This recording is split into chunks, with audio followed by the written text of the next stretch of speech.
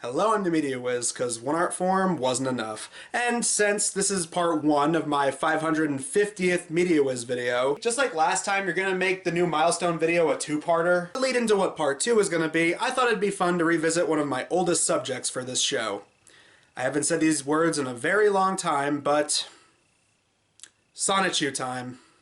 Sonichu, the webcomic made by the infamous internet anomaly Chris Chan. Combining the worlds of Pokemon and Sonic, Sonichu is what happens when Super Sonic collides with a Pikachu, and from there, there's a bunch of other Sonichu and female counterparts called Rosachus. Soon enough, the whole thing became an insane self-insert for the author to go on about real-life romance troubles, online trolling, and a bunch of other gross stuff. Case in point, issue 8, Sonichu porn. It really happens in the comic. Disgusting. It's funny, I only planned on reviewing the Christmas issue for my first Christmas comic review. I figured it would be a one-and-done kind of deal since, come on, it was 2014, and to many, Chris Chan was mostly a tired topic. No one was going to be talking about CWC anymore, right?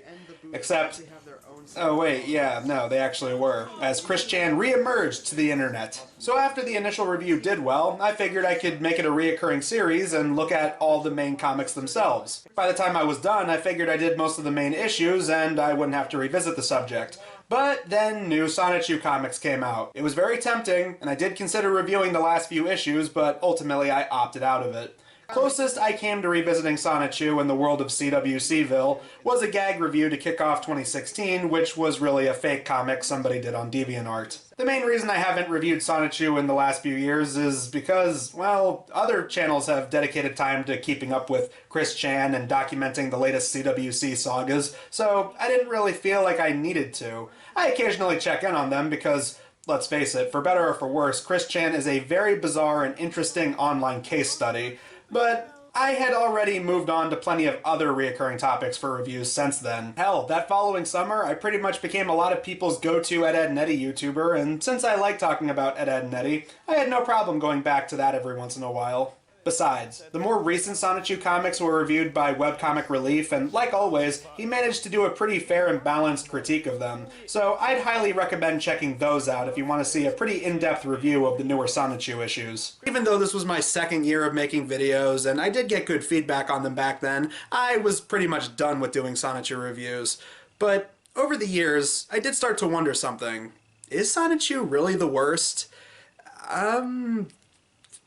Yeah? Look, Sonichu and Chris Chan are interesting to talk about, even to this day. Calling Sonichu the worst of anything is probably a bit of a 2000s or 2010 internet thing, but yeah, no, I maintain that they were pretty bad. The artwork, the story, the characters, the dialogue, the self-insertion, you name it, it was pretty bad. One thing I never really considered until recently was, could Sonichu have actually been well made, even if it was just a silly little fan-made webcomic? Well, I think that leads us into today's subject. Today we look at a fan-made remake called Sonichu Redemption, a one-issue project that was made by the DeviantArt user The Lord of Lemons. Originating in 2011, the comic was unfinished and the last page of it was posted in 2015, with Lord of Lemons saying that he just lost interest in the project and proceeded to move on to mostly fan art and original pieces. So long after reviewing Sonichu's original run, let's see what this remake has to offer and see how it differs from its source material. This is Sonichu Redemption. The cover is a group shot against an orange background. Right away, you'll notice that characters like Rosachus and the Chaota combo look plenty different. Now they don't just look like copies of one another with minor differences. Here, each of them have key differences. Wild Sonichu looks more like a surfer dude, and Punchy doesn't look like a racist Asian version of Knuckles. Even though we really don't see any of these guys in the comic, I really like these new designs they were given. If there is anything to nitpick though, it'd probably be the size difference. It might be that some characters are supposed to be farther away, like Magi-chan over here. I think it's mostly to fit the characters and the title all on one image. Also, this is the only page that has white borders around the main image itself. Right away, we actually have some references between the Sonic and Pokemon franchises, letting us know that we're beginning in the Sinnoh region of Mobius. And leaning more into making Sonichu more like Sonic, his dialogue is made to be more radical and hip and cool. You can call me Sonichu the Pokehog. I'm one part hedgehog, one part Pikachu, and one part total awesome. And right now, I'm currently being chased by some guys in black pajamas. All of you are probably wondering, how'd this dude get himself into this predicament? Well, it's actually a pretty funny story, bro. Sonichu zaps the two Team Rocket members and even pats himself on the back for his charged up one-liner. And, you know, if Sonic had those powers, I could easily see him being like that. So, yeah, I'll let that slide. Sonichu wonders why he's being sought after by Team Rocket since he's not really a legit Pokemon. But for now, he has places to be.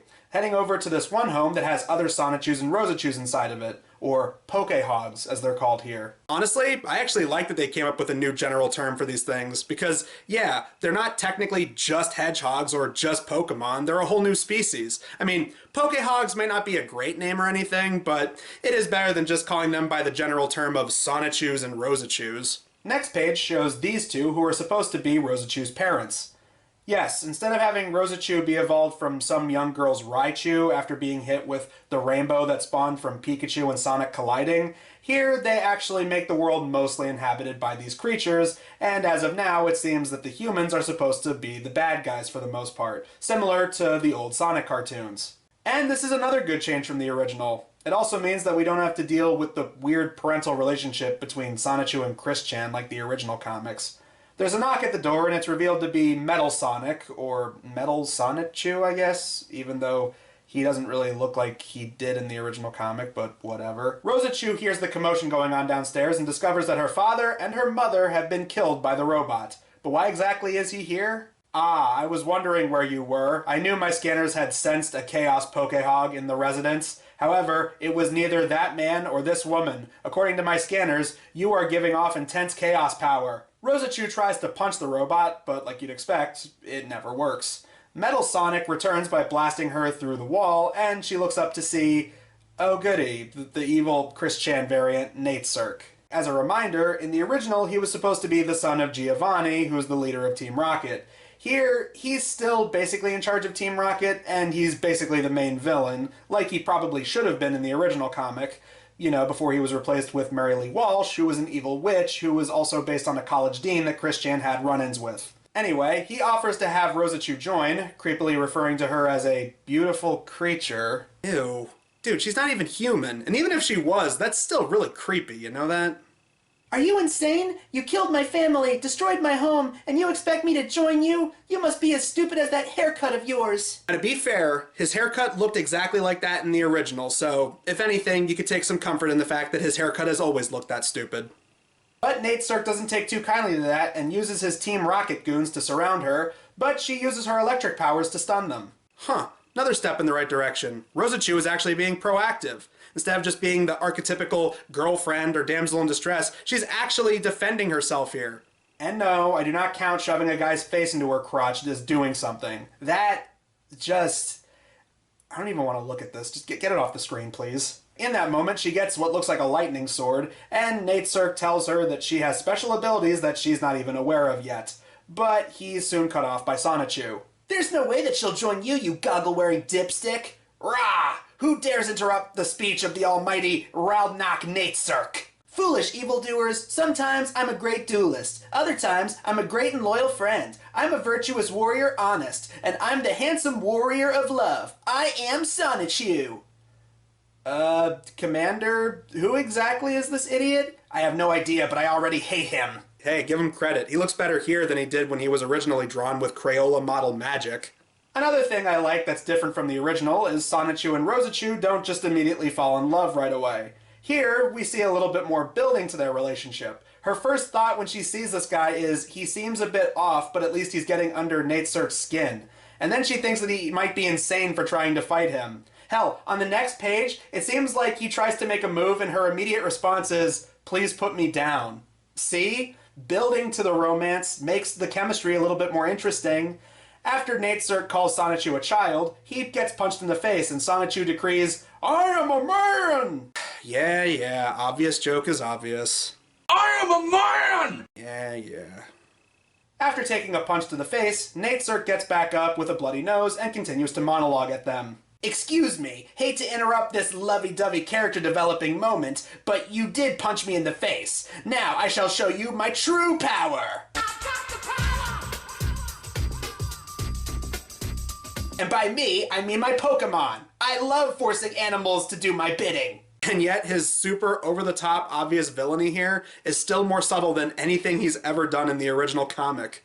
So he unveils his Onix, which looks like it was genetically crossbred with a Decepticon, and it begins attacking the two Pokehogs. Roschu comes to the conclusion that the Onix, or Tram as they call it here, feeds on electricity because of his modifications, and their electric abilities aren't doing any damage to him. Natesirk continues his gloating, and she comes to the conclusion that taking out Natesirk will give Tram enough sense of free will so they can fight him fairly. So she knocks him out with the lightning sword, and Tram comes to a standstill.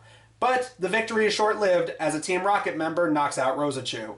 Sonichu picks her up and notices that she's still breathing, so she's just unconscious for the time being. Before the Team Rocket members get back up, he decides he can lose them by hiding out in the forest with her. So they take off. Natesirk and his goons come to, and it seems they're confronted by Metal Sonic, who asks where, or rather, were they are. Hey, one spelling error here is still less than like the 20 that the first Sonichu issue comic had. Natesirk lies that his team were attacked by 10 or 15 people, and one of his men lets it slip that it was just that one Pokehog. Okay, fair is fair, that's pretty funny. And just to be a dick, Metal Sonic then blows up the Roschu house. After getting some commands, Metal Sonic takes off to look for Sonichu and Roschu while Natesirk and his team stay back to clean up to make sure there's no evidence left behind. One detail I really like between these characters is their banter. It seems that both of these characters are trying to take over as the leader of this mission, one of them being a robot who's just following orders, and the other being an entitled kid who doesn't like his ego being threatened. And he constantly makes mocking nicknames towards the robot like Tinker Toy or Trash Can. It's a small thing, but I really like it. It gives a new depth to these characters and their chemistry. But now we come to the last 3 pages of the comic, and they're not even colored in, because at this point, the author was losing interest in this project. We cut to Magi-Chan meditating in a cave until he hears a noise. It turns out to be a helicopter, and we see Black Sonichu, or Blatchu, or rather, as he's called here, Blake. So unlike the original comics, which had him be named Black Sonichu or Blatchu from the beginning, and then halfway through the comics they redeemed him and changed his name to Blake, here they're just going to have his name be Blake from the beginning of the comic. Again, I'm totally on board with this change.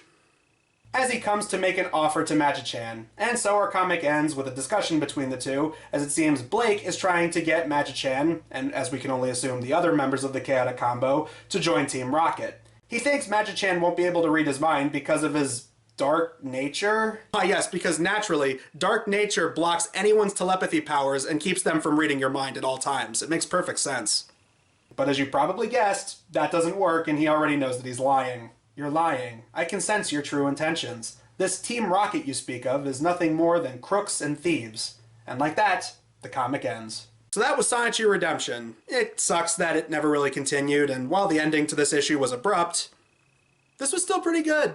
Even though we never got to see the other members of the Chaotic Combo, I like the ending with Magi-Chan, and I like how they don't just have Sonichu and Roschu fall in love right off the bat. It plays out more maturely than that. The dialogue is quippy, and it feels more in spirit with both Sonic and Pokemon, with the characters leaning into their cartoonish roles of heroes and villains. I like the reimagining of these characters and their personalities, especially Roschu. I'm sorry, but the original comics barely had her do anything, and when she did, it was of course in the gross-out porn comic. That is something even Chris Chan has considered and tried fixing in some of the newer issues as far as I can tell, and it even resulted in another remake in the form of Roschu's story. So I like that her character is more proactive in this version. And Sonichu, while we don't see his origins in this comic, he feels a little bit more like a fun Sonic type of character with his one-liners and cocky over-the-top heroic attitude. The artwork is very solid for the most part, and despite some confusing proportions here and there, it's easily a major upgrade from Sonichu Issue Zero's artwork. Plus, Lord of Lemons seems to be doing pretty well for himself on DeviantArt, making art that he genuinely wants to make, so that's good. Would it be interesting to see this interpretation continue? I'd say yeah, but for a short-lived project, it's still pretty good with what we got and how far the author got with it. I guess you can say that this was a reimagining that did more with its premise and characters than its source material, wouldn't you say? But while this comic was good, next video, and part 2 to this one, is going to be another countdown milestone video. This time we're going to be talking about the worst written media I've ever talked about for Media Wiz, from books to comics to fanfiction. But until then, I'm the Media Wiz, because one art form wasn't enough.